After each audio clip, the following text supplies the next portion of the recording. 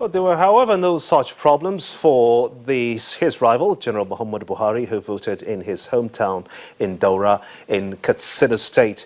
Well, after the voting came time for the Independent National Electoral Commission, that's INEC, to announce the results on March the 31st. What followed at the INEC headquarters has become a historic incident Nigerians will not forget in a hurry. PDP party agent and former Minister of the Niger Delta, Godswill Orubebe, held up the announcement of the results. He yelled abusive words at the INEC chairman, Professor Tahiru Jega. Orubebe alleged that the electoral umpire was fraudulent and partisan.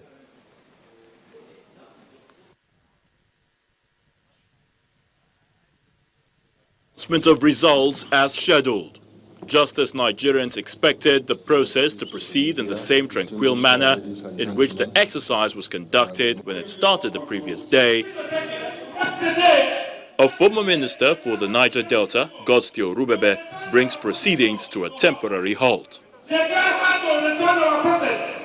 leave me.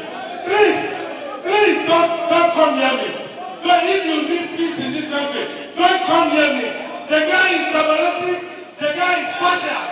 We will not take it.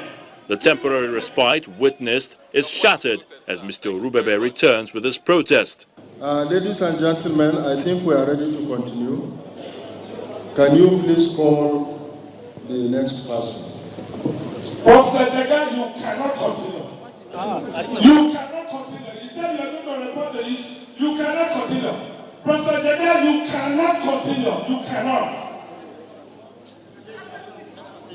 The INEC chairman calmly looks on as the tirade goes on. After the former minister runs out of steam, Professor Jega responds to the accusation and runs off with a subtle rebuke. As I speak with you now, I have not received anything from the secretary to the commission. That is with regards to the issue of the so-called petition. With regards to what you said about results published by, allegedly published by APC on its website, you know, I do not give results to anybody. The results we announce formally as INEC are results that are declared here. Mr. Orubebe, you are a former minister of the Federal Republic. You know, you are a statesman in your own right, so you should be careful about what you say or what allegations or accusations you make. And certainly you should be careful about your public conduct. After the rebuke, the announcement continues. APC 657678.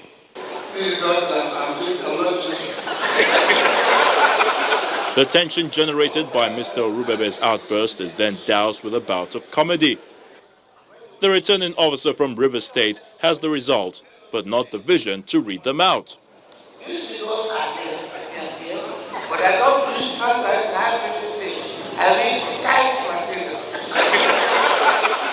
Lights from a mobile telephone do not provide enough illumination.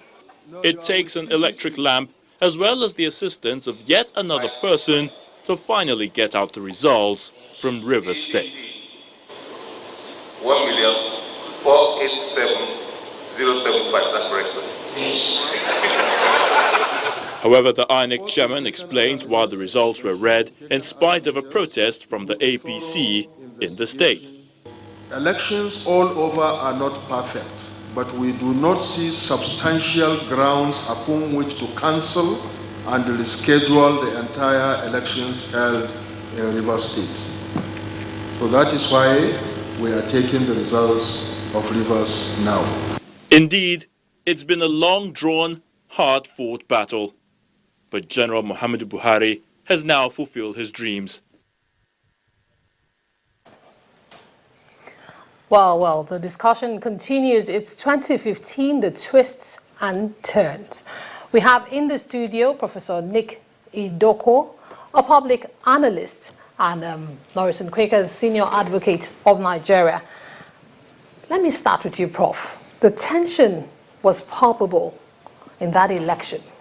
So much anticipation. But let's find out. What role did the Urubebe or the Urubebe drama have to play in defining politics in Nigeria today? I think tensions were high, as you have just said, but the beginning of attenuating that tension was when the peace accords were signed. They were done twice.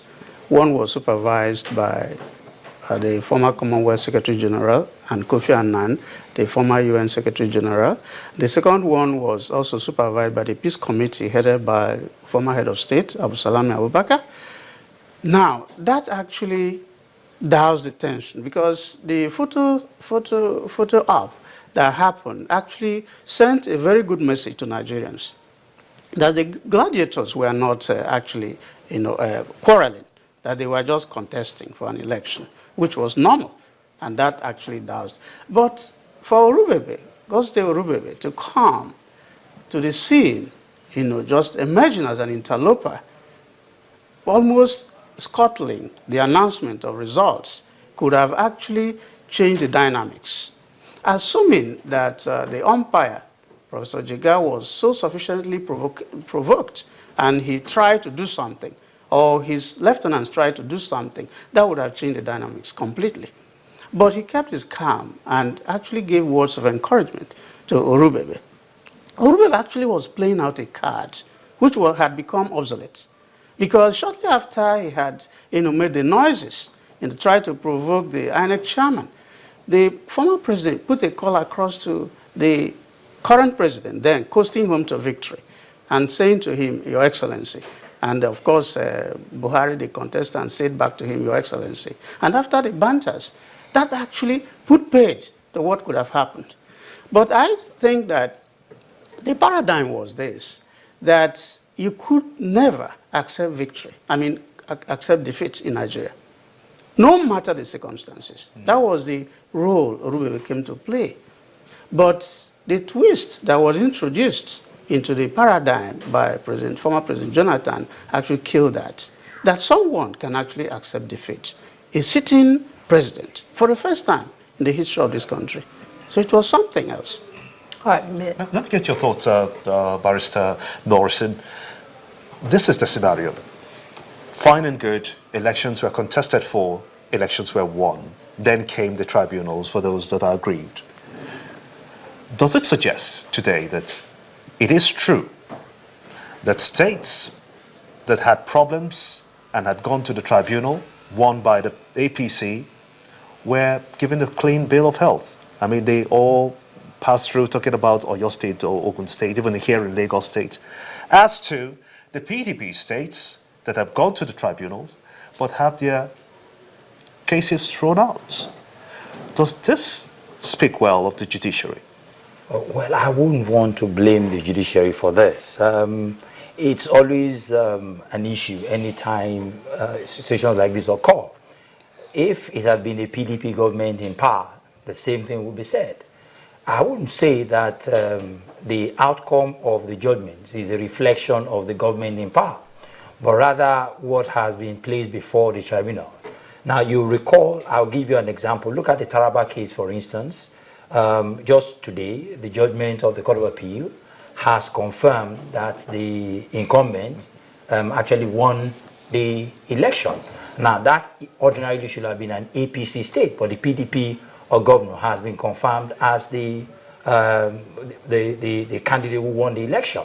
Now, in some instances, yes, you might have such situations, but one shouldn't read meanings into it by saying that judgments have been influenced by the government in power. Cases are won and lost based on facts placed before the court and based on what the law is. Look at the Abia State, for instance.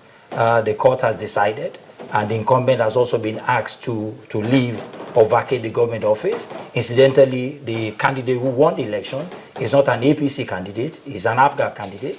And so occasionally you could have such instances, but it's not the fault of the judiciary. The judiciary, I don't think, should be blamed for this, although you might have some cases that might raise some questions or some suspicion. And that's why you have the appellate procedure.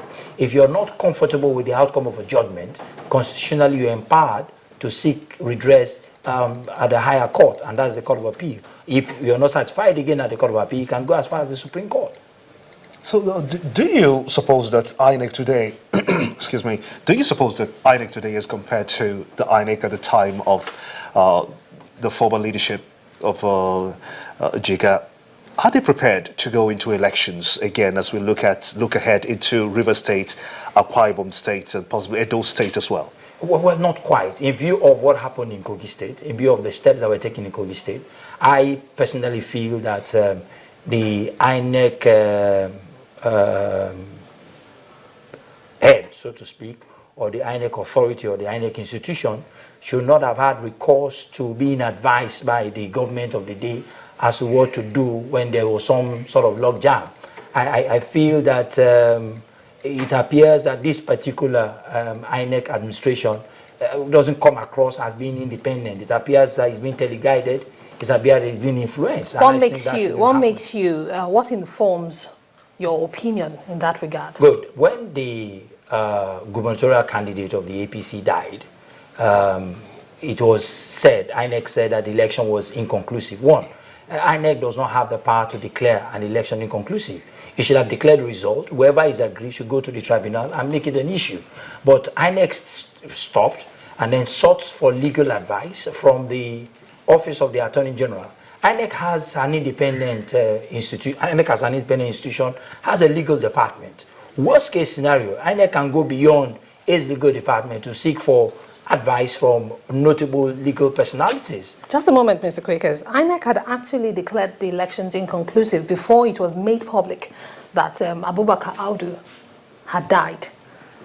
You said INEC held on and waited before finding out, until they, before declaring the election inconclusive, until when they heard he had died.